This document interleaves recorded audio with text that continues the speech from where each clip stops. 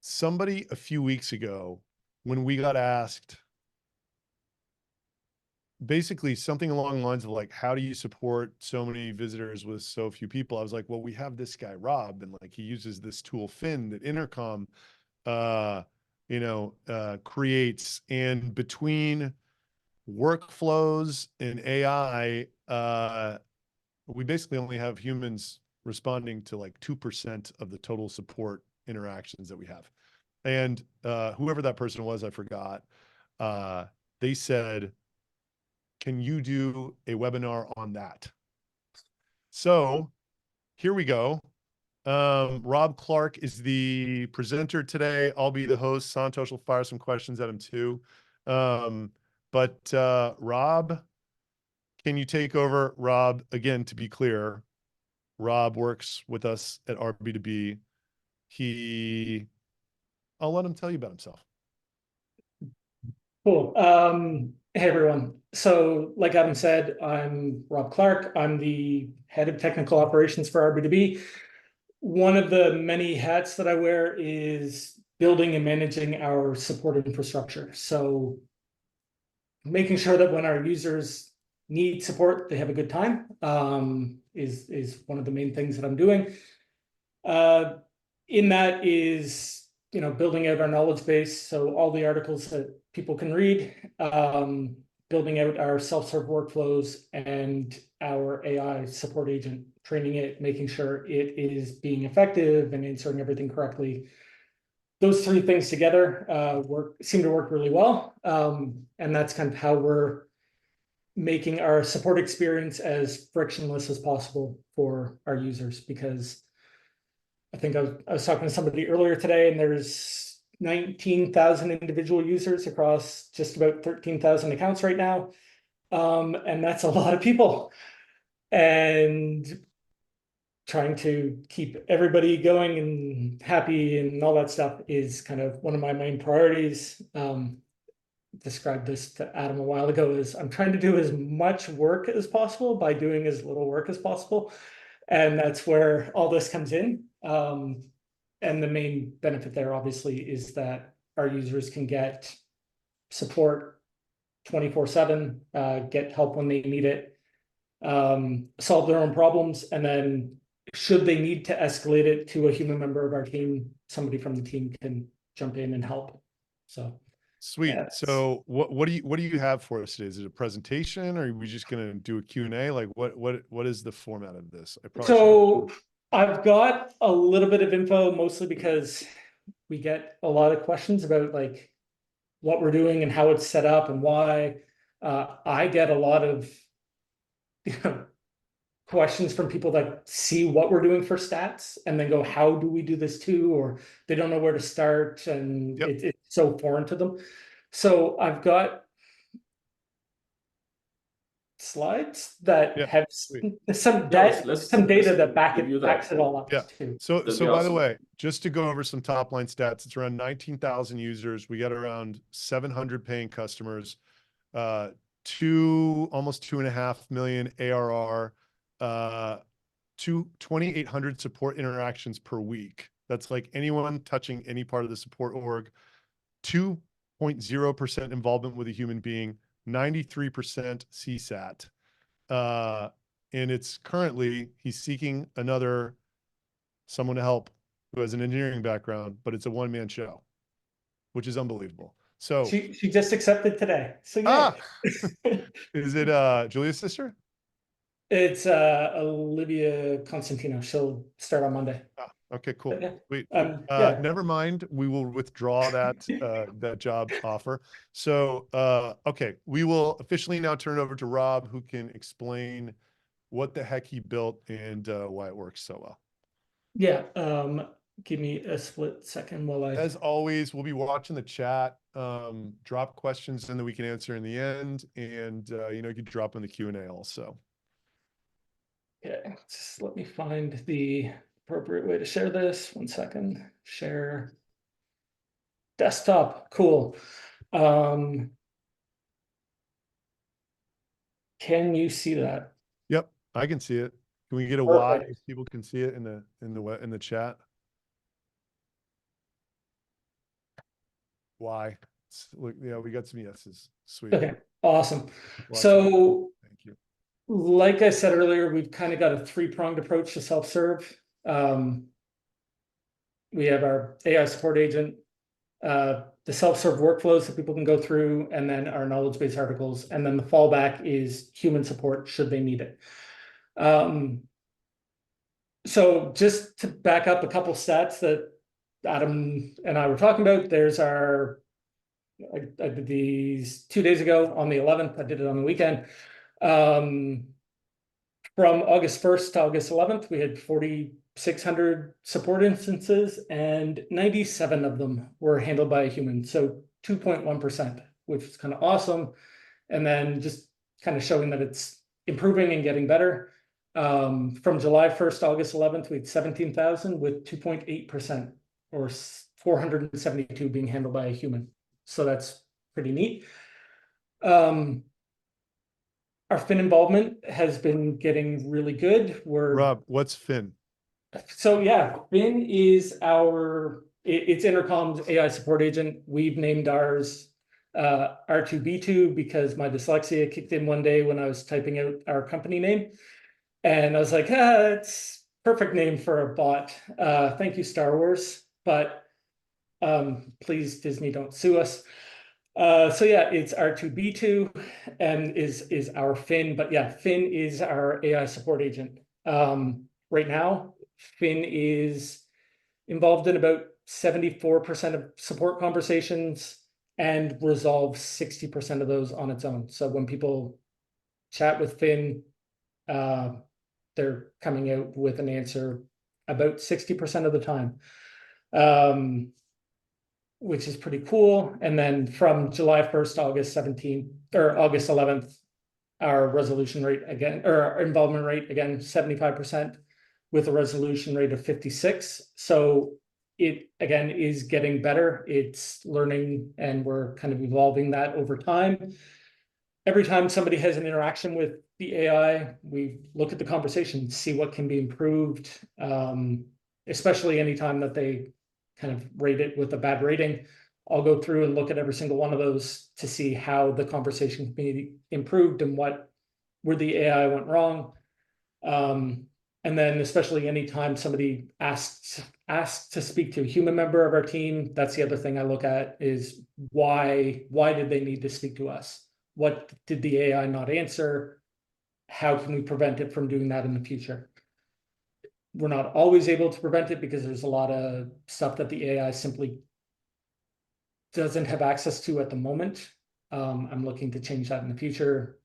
We can feed in like an API into it and give it real-time data on people's accounts, like their up to the minute usage or what plan they're on, all that stuff. We're currently not feeding that in, but I think when we do, we're going to see a lot of those, like, can I speak to human things go away? Because those are a lot of the things the AI can't answer at the moment because it simply doesn't have that knowledge to be able to answer somebody. So the other thing that I kind of talked about was our workflows. I think I might have clicked too far. Yeah. So when a user opens up our support widget, I do have a screenshot of that here in a bit. Opens up the support widget, whether they're on our support site or within our dashboard. The initial thing that they see is like, how can we help? And they've got a few ways to kind of choose their own adventure. They can ask a member of our team, which engages the AI. They can use a self-serve support, which is a bunch of workflows that are kind of a choose your own adventure. Like, are you looking for help with installation or verification or privacy policy, stuff like that? And depending on which way they go, they can get to the answer that they want, or they can search our knowledge base, at which point we kind of prompt them to go to the right spot. Now, if they ask to speak to that member of our team, that it brings up the initial interface where they can speak with the AI. So we used to introduce it specifically as an AI and say, I'm an AI support agent. But we had like an overwhelming number of people that immediately just went, I want to talk to a human, because there's still a bit of a distrust of AI. Adam Santosh and I are all old enough to remember terrible, terrible chatbot days where there was no intelligence behind it. It was just garbage, and you wasted tons of your time. So Rob, Yeah. just to be clear here, we are saying connect to an agent, and the agent they're being connected to, they think is a person, but it is R2B2. Well, And they're not pissed off about that. I'm just we asking because say, I genuinely don't know. no, we give them the option to ask our team. We're considering our AI part of our team. All right. We don't explicitly say that it's a human, but we don't explicitly say that it's not. You know, So can I ask you another question? What yeah. makes this good enough to not piss people off? Like, why is it that, how can it be that good? I think there was a lot of finessing along the way with how Yeah. these like initial three messages have evolved over time. So, Um, so you kind of think that how we're framing people going into that, it's how we're setting them up. It's sort Yes, of diffusing potential anger when they sort of figure out that this is not an actual person. exactly. Okay. We're setting them up for success. You know, Okay. minimize We back and definitely forth. need to send these slides to people so that they can watch the setup and attempt to emulate it if you genuinely believe that that's the trick. I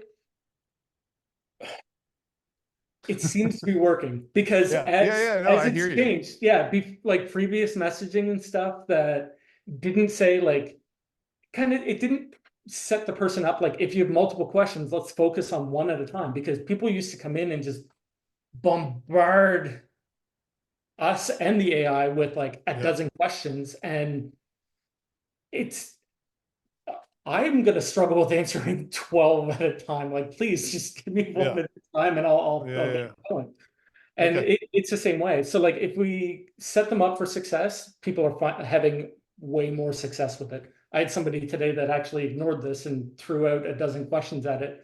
It did really well, but it didn't answer all of them successfully because it was struggling to handle all of it contextually. Yeah. Um, Okay. yeah. And then we kind of throw out there that, you know, if at any time they want to do their own self-serve thing, they can say that and it'll take them back to that self-serve workflow. And then if they ask to speak to a human at any time, it connects to us. Like, they don't have any hoops to jump through. It simply connects to the human team. It gives a little note about timing. No, I don't have that one. So that's kind of the initial prompt for the AI, which seems to be pretty effective with users. It sets them up for success with the interaction. Um, if they do the self-serve workflow, they get into like, what can we help with today? And then they can choose their broad topics. So like I said, script install, script verification, privacy policy, understanding data, technical support, whatever. We do have what are called reusable workflows set up, so that way it's not one massive workflow, they're chunked into different topics. So that way we can reference those different topics and pass people to them quickly and easily. So we have one for privacy policy, you can see there. So if somebody picks privacy policy, it sends them to the privacy policy repeated, like reusable workflow. Because if at any other point I need to send them there, I can do that. I can just call that,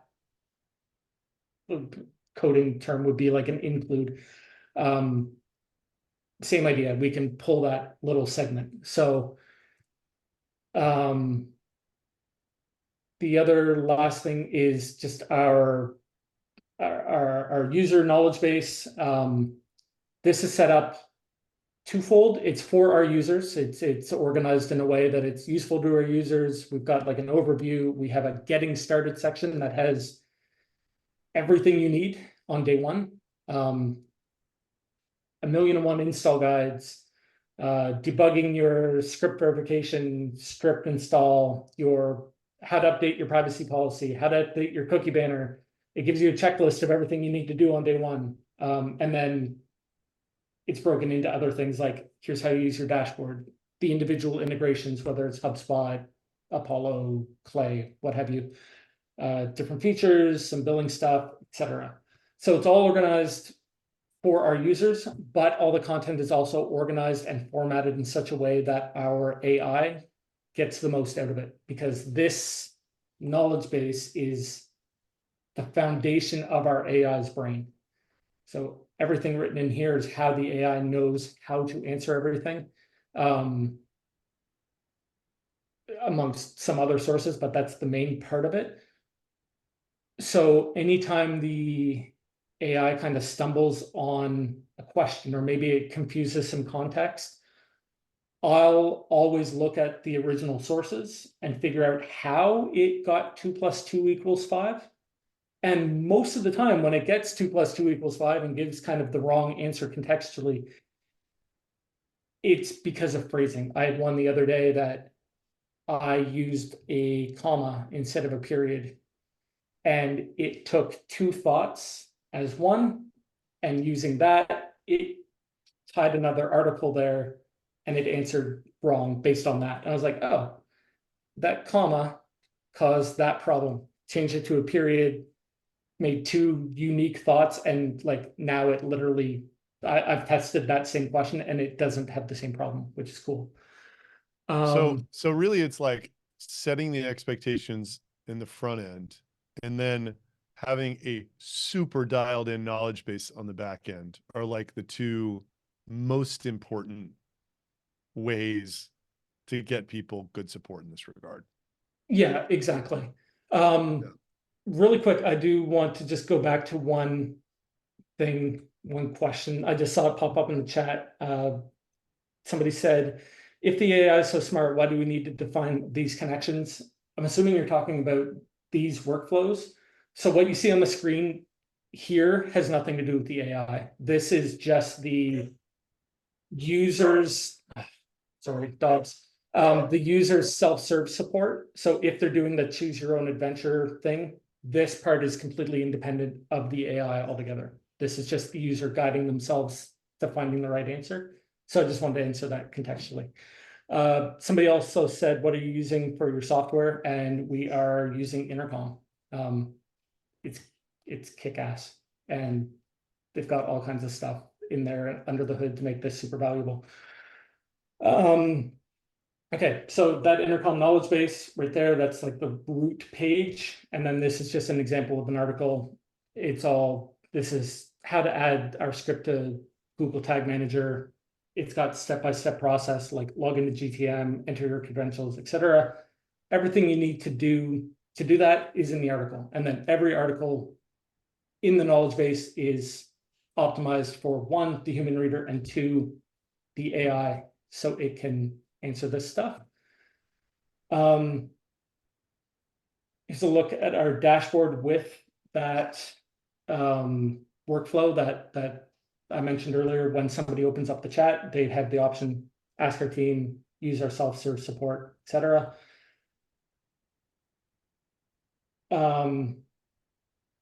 This was me going, asking the AI how much 1,000 credits would cost per month for the whatever. It came back and gave the correct answer. For 1,000 credits per month on Pro, you're looking at $4.99 a month, unless you did annual, and then it's $3.99 a month, and it gives you the benefit of both. And then it gives the source, which is the RB2B Pro plan page.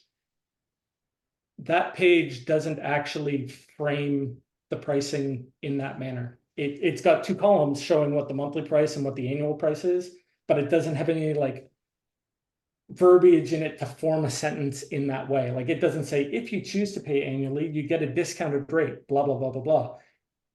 based on the numbers we put in on that page, it has determined that it's actually a discounted rate, which is true. It's what, Adam, give or take 17%. So yeah, it has taken our data and contextually determined that it's a discount to get the annual plan, which is absolutely true and correct. So if you feed it the right info, it will give the right answers. And then this one is just an example of me using that self-guided workflow. I picked like updating my privacy policy. It asked me a bunch of questions like, which topic do you want? I went, what do I need to add? And then from there, it gave me the verbiage that we recommend to people adding to the privacy policy. So again, if I was this user looking for privacy policy info, I could find that answer right there. It's all available. Okay, so that's the last of like the contextual slides. There's nothing else to kind of show off there. I'm just trying to stop sharing button. There we go. Awesome. Yeah. Santos, so yeah, that should again just give some context to some of the stuff that Adam talked about. I'm going to talk about and answer questions about. So great. Santos, I have a few questions. Firing questions at him. Yeah. All right, let's go. So Rob, is there anything special about our use case or ICP that makes this automation easier? Or you think what you just did is applicable to all tech or non-tech businesses? yeah, I don't think there's like this general setup could be, it doesn't necessarily need to be used by a tech company. Like you don't have to be a high tech company to use an AI support agent or anything like this. There's a ton of value in reducing, like, it could be a mom and pop shop that they get a lot of questions about their office hours. When are you guys open? Or how much does this product cost?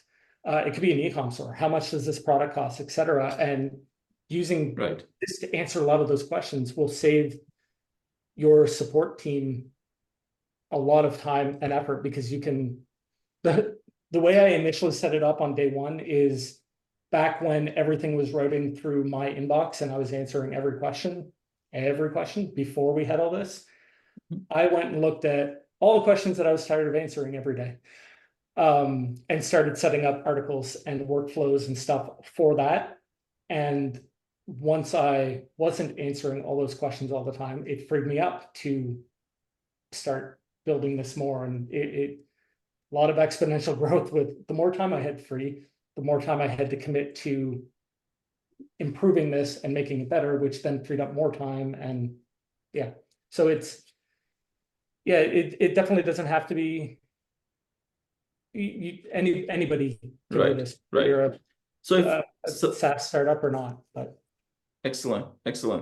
So if somebody's out there listening to this and thinking, they want to, I guess, automate their support, right? When is the right time to start, and what kind of team or team members do they need, with what kind of background? Well, I mean, the right time to start is today. There's that old, I've used this a few times, like the old adage, when's the best time to plant a tree? Well, 20 years ago, the second best time is today. Same applies, like if you haven't already started, the best time to get started is today. The type of person that you want, like setting all this up, you don't need a developer to do this. Like you don't need a development background. You just need, you train the AI the same way you would train a human employee. So you're onboarding a new support person, train your AI the same way, give it the same information. I didn't develop this AI at all. That's it. Intercom did it. It's running on OpenAI's infrastructure. All I did was train it on our stuff and how to answer these questions. So you don't need a development background. You're not going to be developing an AI chatbot. You're going to be training a chatbot the same way you would train a human member of your team. having a bit of an analytical mind helps because you can see where things are going wrong and kind of fix it. You kind of ask like what resources you would put behind it. It's not something initially, like day one, that you're going to be able to say, I'm going to put 5 hours into this a week and see success. Like you're going to, at the start, you're definitely going to have to dedicate somebody to like building that out. But over time, their involvement in it can lessen. I've been lucky enough to be able to have this as like the core part of what I've been doing for the last little while, but it's not my like the main part of my job. But yeah, just having somebody that at least initially is kind of dedicated to helping build it and get going goes a long way. But realizing also that allotting 5 hours a week isn't going to get you over the finish line anytime soon. Right. So Rob, once you build this and it's working, how do you cope with change? Right. So if the pricing changes or the process or workflow or even product changes, so how do you go back? What's your cadence to keep this up to date? Assuming I have a heads up when changes are happening, which isn't always the case, I will try and pre-edit a bunch of articles and just not publish the changes. So like we on June 6th, so about 2 months ago, we changed, as you know, completely changed our pricing structure. Twice. Yeah, that was 24 hours. June 6th, we released new pricing, and then June 6th by about 10 a.m. we realized that we were wrong. Again. So for June 6th, part 1, I actually updated all the pricing articles and stuff leading up to it. And then when I got the green light that we'd flipped the switch, I went and hit publish on a couple dozen articles. Workflows, I wasn't, workflows, I did the same thing. I kind of pre-edited them, saved them as edits, and then published them. Now, the good thing is with the AI, it will go and update its knowledge as soon as you update an article. So as soon as I published all those articles, the AI started ingesting them and going, everything I knew about the 495 plan is now gone. Here's our new pricing structure. And it expunged everything about 495 out of its knowledge and started going on the new structure. And then later that day when we changed it again and I edited the articles again, it undid everything I taught it that morning. So as soon as I hit publish, it starts ingesting that content and updating its knowledge and evolves like that. Nice. So I have a question. Can I ask? Yeah, go ahead, Adam. So like, how do you know when you hit publish, it's not going to just start spouting off a bunch of nonsense? Do you do any testing yourself by asking it, or do you just wait for customers to do it? There's a test function in there where I can Okay. have the test conversations. So you're testing it and sort of dynamically changing and getting to like an MVP level of quality. Yeah, it's absolutely not a spray and pray. When I'm updating those articles, I'll go and like when we changed all the pricing, I went and started asking the AI with the test feature, asking common questions that people would have, especially when we got into our credit usage, right? Like that was a completely different model. So I started asking questions that I thought the users would ask, and if it stumbled, I went and edited the article. So it wasn't just like a set it, forget it, walk away. I, again, did my testing on this end, but also very much pay attention to the conversations that the AI is having with people and make changes daily based on those interactions. So Santosh? a few months ago, I was reading, I think Air Canada has had some bad experience with chatbot on multiple instances, right? So the one that was recent in news is they taught their chatbot, I think it was some variant of ChatGPT, but they taught it to provide to give incentives and discounts to disgruntled passengers, and some passengers figured out how to trick it into giving a lot of discounts, and this thing went to court, and Air Canada, of course, lost. But how do you ensure that, like, do you think about how much power you should give this chatbots? Yeah, well, that's why I don't have it tied into our billing platform at all, is somebody's going to be sneaky. It's not that there's a distrust of people, but knowing that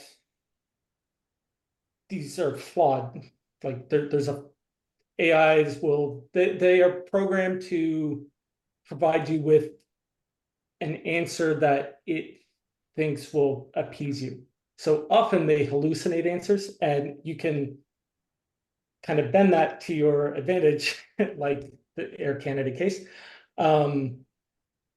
So I don't have it tied into our billing system. I don't have any knowledge in there about possible discounts or like free credits or anything like that. Like it doesn't have that knowledge, so it couldn't hallucinate that info. I try to avoid it giving. I try to avoid giving it partial info like that. So it can't. I haven't run into anybody trying to do that yet, so that's good. I've no doubt that somebody's rushing in there right now to go do it, so we will see.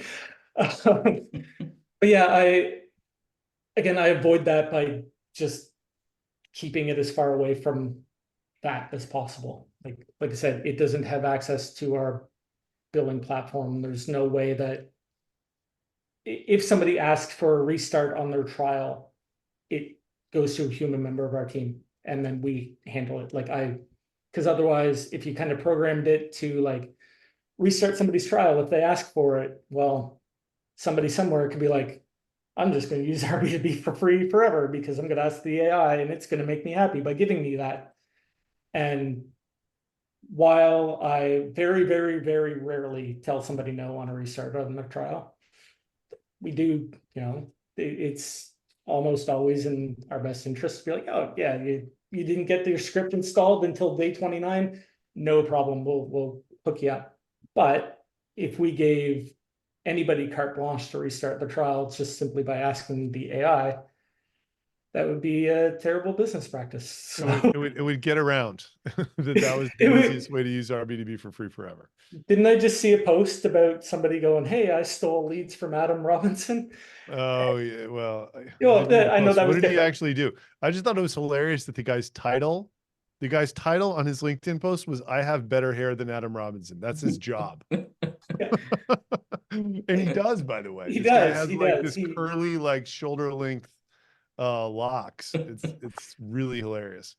All of So it's better than mine. So yeah, so I just want to ask the audience, is this do you feel as though listening to this is something that you could like turn around and go attempt to do, or does it seem like there's some distance between like what we're saying and where you're at? I'm just curious if you can chime in and give me your opinion. Is this like, are you feeling compelled to go like download Intercom and like try to do this? Yeah, it seems pretty cut and dry. That's what we're hoping for, because we think it is, and we think it's super valuable. So that's why we're doing this. Santosh, yeah, like it or not, this is where we're headed. Agreed. Yeah.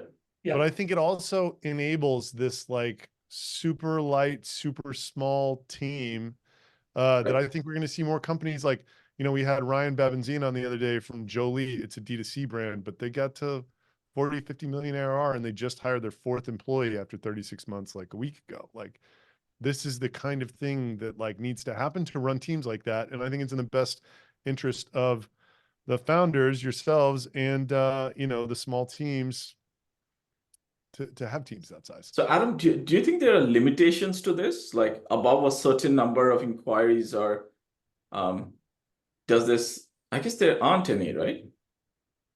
It So- self-scales. I mean, Yeah. we're paying per resolution, obviously. Our Right. limitation is our But bank. a great question is the cost, right? I remember early on, Santosh and Ann were concerned about what we would be paying for these resolutions. Right. And they brought it up. And then I dug into it with you, Rob. And like, we were maybe 6 weeks in. And what no one realized, you did, Rob, no one else did, is that you only actually pay Intercom for a resolved support. So if they click, yes, that answered my question, you pay Intercom $1. If it doesn't resolve it, then you don't pay Intercom. So yeah, it assumes resolution on, like, if it gives an answer and the person just disappears, yeah, which people do, it assumes resolution on that. But like, if they say, I need to speak with a member of our team, or like the people that immediately ask for a human the second they engage with the AI, we don't pay for that. Like, yeah. that's not something that's going to come out of our pocket. And I don't know the Nice. exact numbers, but like we're not paying more than like a couple $100 for the AI part of this thing right now. Don't think so. It may be less than that. It may be like $100, but like with the volume numbers that I explained, you're looking at like $100 a month for AI, because you're not going to charge for the workflows, which resolve most of it. That's amazing. Yeah, no, it's great. $180 right now. Yeah, $180 for AI last year. So like, and it scales so well because you really only need someone to help Rob answer that last 2% of tickets so that he can make the machine better. So as the support requests go up, as our top of funnel grows, the machine answers more of it, right? So it really scales beautifully well. Yeah, and the AI has, I'm just gonna bring up the actual figure here. In July,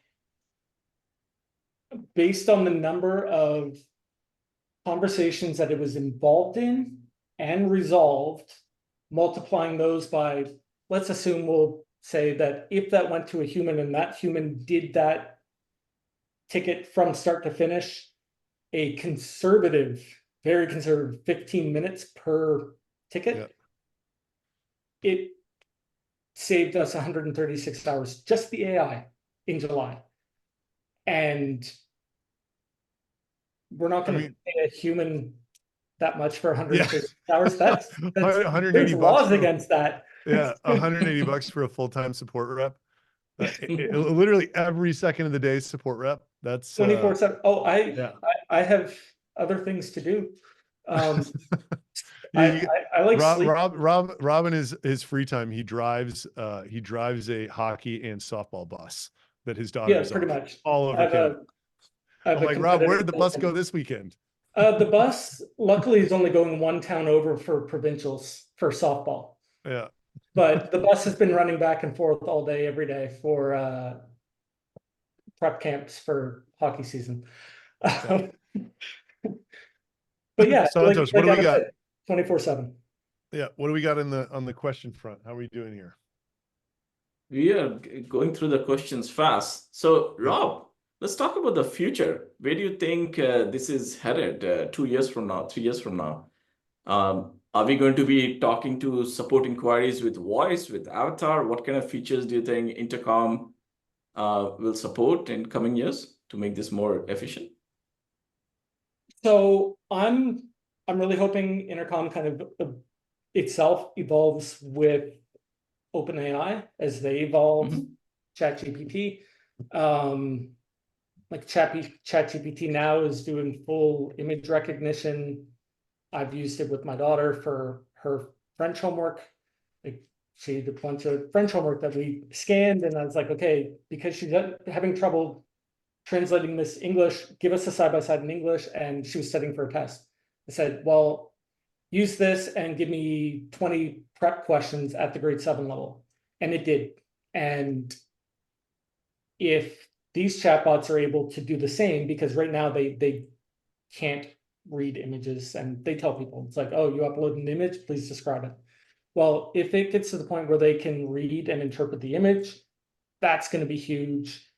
And ChatGPT or OpenAI is also starting to now roll out real-time voice conversations. They did a while ago, but then got in trouble with Scarlett Johansson, and they went back to the drawing board. They're now starting to roll it out for users, and that would be wildly effective for a lot of our people to have that real-time voice call with the AI and describe stuff and have the AI answer in real time. I think that'd be hugely valuable. Things have evolved and changed so quickly, even in the handful of months that I've been involved in doing this, that I think 6 months from now, it's going to be a completely different landscape. And then 2 years from now, it's going to be completely foreign. And I'm looking forward to it. There's going to be some neat stuff coming. Nice, nice. There's a question around, somebody asked, is this applicable to sales? And if I can add, do you think like there are some customer success queries that automation can handle as well?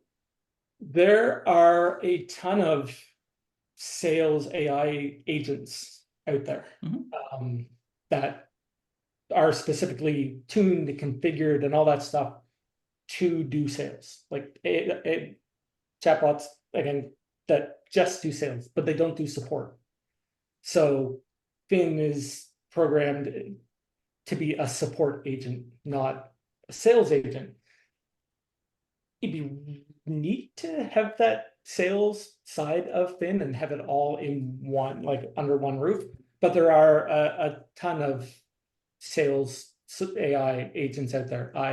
My LinkedIn inbox is full of those companies trying to get me to turn that on ours. I'm like, yeah, but I don't want to have 2 bots on the go, and you guys don't do support and blah, blah, blah. Like the support side's a bit more important because our dashboard is pretty intuitive for the sales side of things. So like I don't need to muddy the waters by having 2, but there's a ton of really awesome AI support sales bots out there that will do success and will do upsells and sales and all that.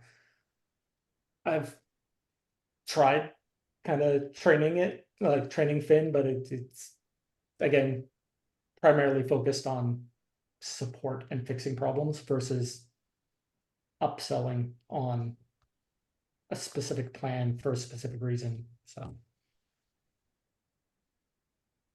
Thank you. Somebody raised their hand on a sales oriented solution. Yeah, feel free to drop your link here. So Adam, we are out of questions.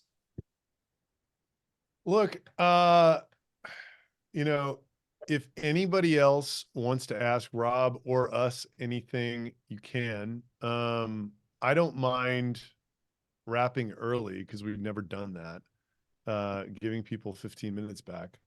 I do want to plug next week.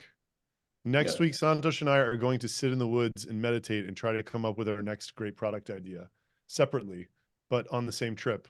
I did it last year. Santosh sort of loved the mood that I was in when I came back. So we're going to fly to Aspen. We're going to go into the woods and then separate and then join up 6 days later and, you know, figure out what we learned. So we're not going to be here. Pete Crowley is going to be the host. Pete runs growth for us. He's our head of growth. He is going to have the understory guy, overstory. Is it understory or overstory? Our LinkedIn thought leadership ad agency. They're going to be on our show and they're going to show you everything about our ad account. So understory. What are the ads we're running? What are the audiences we're running? How are they doing? What are the metrics? What's our ROAS? How to think about ROAS with thought leadership ads, because it's not quite the same as a direct response thought leadership ad. They'll show you the actual posts. They're going to do what no one else would do, which is actually show you inside of our account. So don't miss that one. It'll be great. I'll drop the registration link in to the chat.